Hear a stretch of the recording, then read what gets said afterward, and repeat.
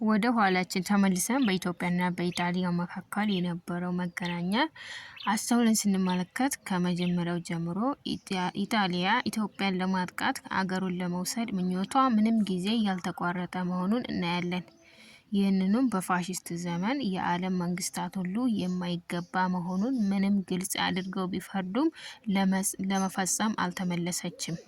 ስለዚህ ይህ የኢጣሊያ የተጠቃው ነፃነታችን በማን እንደተመለሰልን ኢጣሊያም የጥንትና የዘወትር ተቃዋሚያችን መሆኗን ማሰብና መረዳት ሁልጊዜም ከአእምሯችን አለመጥፋት መሰረታዊ ጥቅማችን እንደሆነ መገንዘብ አለብን።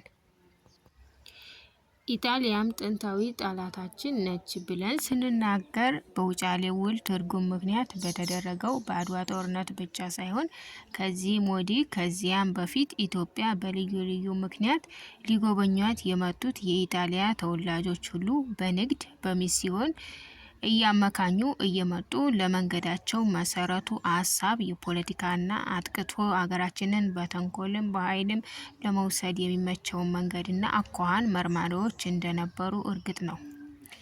ይኸውም እውነት ነው። ይሁን ዘንድ አሁን ኢጣሊያኖች አገራችንን በወረሩና በያዙበት ጊዜ እነዚሁ ተወላጆቻቸውን ቀዳሚ ሰራተኞቻችን፣ አገልጋዮቻችን እያሉ በመጽሐፍቶቻቸው የምስጋና ቃል እየጻፉና ለመንገዱም ለየወንዙ የእነሱም ስም መስጠታቸውና ዋና ምስክር ነው። ለምሳሌ ቪቶሪዮ ቦቲጎ ይባል የነበረው የዛሬ 80 ዓመት በሶማሌ አገር በኩል አድርጎ የኦሞን ወንዝ ተከትሎ በዚያ በኩል የሚገኘውን አገር ሁሉ እየጎበኘ ካርታ እያነሳ ያየውና የሚመርጠውን እየጻፈ ሲሰራ የነበረው በመንግስቱ በኩል ታዞና የሚያስፈልገውን ሁሉ ተቀብሎ እንደሆነ ራሳቸው ኢጣሊያኖች በጋዜጣቸውና በመጽሐፋቸው ጽፈውት ይገኛል። የኦሞም ወንዝ በሱ ስም መሰየሙ የሚበቃ ማስረጃ ነው። እንዲሁም ሁሉ በየአውራጃ የስለላና የማታለል ስራቸውን ለመፈጸም የተመላለሱ ብዙዎች አሉ። ማርኬዚያ አንቲኖሪ የሚባለው ኢጣሊያዊ ውጫሌን ውል ከዳግማዊ አፄ ምኒልክ ጋር ፈርመው በኋላም በውሉ ምክንያት የአድዋ ጦርነት የተነሳበት የሚቀመጥበት ቦታ ልጥ ማረፊያ እንደነበር ለመግለጽ ቀድሞ በኢትዮጵያ ይኖር የነበረ ዶክተር ሌኦፖልዶ ትራቬርሲ የሚባል በነሐሴ 3 ቀን 1953 እንደ አውሮፓ አቆጣጠር የባህር ማዶ ኢጣሊያ ተብሎ በተሰየመው ጋዜጣ ሲጽፍ አርዕስቱ ልጥ ማረፊያ በኢትዮጵያ የኢጣሊያ መስፋፊያ ጎጆ ብሎታል። አርዕስቱ ብቻ የኢጣሊያን የዘወትር ሀሳቡን ለማስረዳት የሚበቃ ቢሆን ከተጻፈው ጠቃሚ መስሎ ታይቶናል። የአድዋ ጦርነት አልቆ የእርቅ ውል በተደረገ ጊዜ ኑሪያኒ የተባለ የኢጣሊያ ሰው የጻፈውን ይጠቅሰዋል። ቃሉም ይህ ነው። በኢጣሊያ ታሪክ ውስጥ በዛሬው ውል መፈረም የደረሰብንን ታላቅ ውርደት የሚመስል አንዳችም ውርደት የለም። ለአንድ ጎልማሳ ሕዝብ ጋሪባልዲ ለተወለደበት ለአንድ አገር ከዚህ የባሰ የሚያስጠይፍና ከሃዲ የሚያሰኝ ነገር የለም። ደግሞ ዝቅ ብሎ እንዲህ ብሎ ጽፏል። ቃሉም ይህ ነው። የሰላም ውል ፈረምን፣ ሰላም ግን አይሆንም። አፍሪካን አንለቅም፣ ጦርነትም አይቀርም። ያን ጊዜ ግን እነ ሩዲኒ አይኖሩም ማለት የሰላም ውል እንዲፈረም ያደረጉት እነሱ ናቸው። ለወደፊት የሰላም ውል የምናደርግ አይደለንም ለማለት ነው። ይህ ከዚህ በላይ እንደተመለከትነው ከተጻፈው ጋዜጣ ውስጥ የተጠቀሰው ቃል የዛሬ 45 የተጻፈ ነው።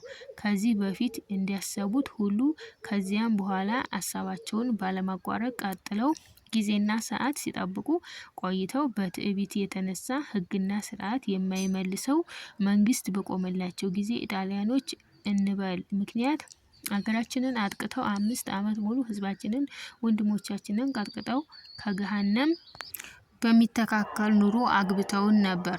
አሁንም በታላቁ ባለ ዕድል በግርማዊ ንጉሠ ነገሥታችን ድካም ጨርሰን ይዘናታል። ከእንግዲህ ወዲህ ከእጃችን አትወጣም የሚሏትን የተወደደች አገራችንን ነፃነቷን መልሳ አገኘች። ይህ ግን ምንጊዜም ቢሆን ከኢጣሊያኖች ሀሳብ የሚነቀል ስላልሆነ እንደ ቀድሞ ጊዜና ወራት ጠባቂዎች ሆነው ቢቻላቸው ወራሪነታቸውን ለመድገም አጥብቀው የሚመኙ መሆናቸውን ለማንም ሰው አይሳተውም። ስለዚህ ምን ማድረግ ያስፈልገናል ብትሉኝ ይህን የእነሱን ሀሳብ ፈጽመን ከአእምሯችን ላይ ጽፈን አንዲትም ደቂቃ ሳንዘነጋ የማንጠቃ ሆነን እንድንገኝ መስራት ነው። መስራትም አንድነት እንዲጠበቅ ቤታችንን አገራችንን እንዲቋቋም እንዲስፋፋ እንዲጸና በማድረግ ነው። ከዚህ በላይ ገልጸን እንደተናገርነው ነፃነታችንን በማን ተመለሰች? በታላቁ በንጉሠ ነገሥታችን ድካምና ልፋት፣ በወዳጆቻቸው እርዳታ፣ በአርበኞቻችን ቆራጥነት ነው። ከማንም ኢትዮጵያዊ ይበልጥ ግርማዊ ንጉሠ ነገሥታችን ደክመዋል፣ መከራንም ተቀብለዋል ስንል እውነተኛውን ነገር እንናገራለን። እንኳንስ ኢትዮጵያ ይህንን ያህል አደጋ ወድቆባት ሳለና ከዚያም በፊት አሁንም የሚደክሙት ድካም የሰው ጫንቃ ሊሸከሙ የሚችሉ አይደለም። በፈጣሪ ቸርነት ከሚወጥኑት ስራ ሁሉ ምንም ድካም ቢበዛበት እየተጻፈ በመሄዱ የሚሰማቸው ደስታ ሰውነታቸውን እንደገዘፈ ያለ እረፍት በስራቸውና በድካማቸው እየጸኑ እየገፉ ይሄዳሉ። ስለዚህም እሳቸውን ምሳሌ መሪ አድርገን ከእግዚአብሔር የተሰጠን እድል በደስታ ተመልሰን ሊደርስብን የሚችለውን እንዳይደርስብን ሁላችንም እንደ አንድ ሰው ሆነን በፍቅር ተጠምደን ለስራ የተጋን የነቃን እንሁን። የእኛ ድካምና የስራ የማያፈራው ፍሬ ወደፊት ለሚመጡት ልጆች መመኪያ እንዲሆን እናስብ። ያለውን እያስታወስን በሚመጣው ጊዜ ሁሉ ከመታለል ርቀን ጉዳትን አናቅርብ። በእጁ ወርቅ ይዞ መላሱ እንደ ማር የሚጣፍጥ ውስጡ ኮሶ ወርቁ አቃጣይ እሳት ለመሆን ይችላልና እናስተውል፣ እንጠንቀቅ። ስለምን ብትፈልግ ጦርነትን አዘጋጅ ይባላል። ይህም መባሉ ጦርነት አድርግ ለማለት አይደለም። ነገር ግን ዝግጁ ሆነን ብትቆይ የሚደፍርህ አይገኝም፣ በሰላም ለመኖር ትችላለህ ለማለት ነው።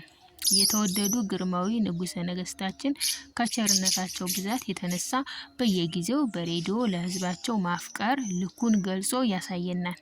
በማን መንግስታት ጊዜ እንደዚህ ያለ ስራ ተሰርቶ ያውቃልን?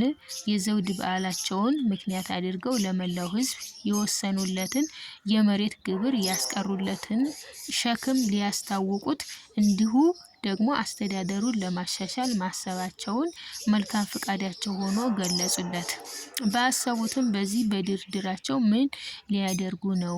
ንግድ የሚስፋፋበትን፣ ትምህርት የሚስፋፋበትን፣ የተሻለ አስተዳደር የሚገኝበትን፣ እርሻ እየለማ የሚሄድበትን፣ መንገድና ፋብሪካ የሚሰለጥንበትን መንገድ ተከትለው ህዝባቸው ከሌላው ከዓለም ህዝቦች ጋር በእውቀትና በስልጣኔ የሚተካከልበትን መንገድ ያመቻቹትኝ እነዚህ ታላቅ የሀገራችን መሪዎች፣ ቆራጥ የሀገሬ ጀግኖች፣ ክብር ለነሱ ይሁን። በእውነተኛው የሀገር ፍቅር ተመርተን እንስራ።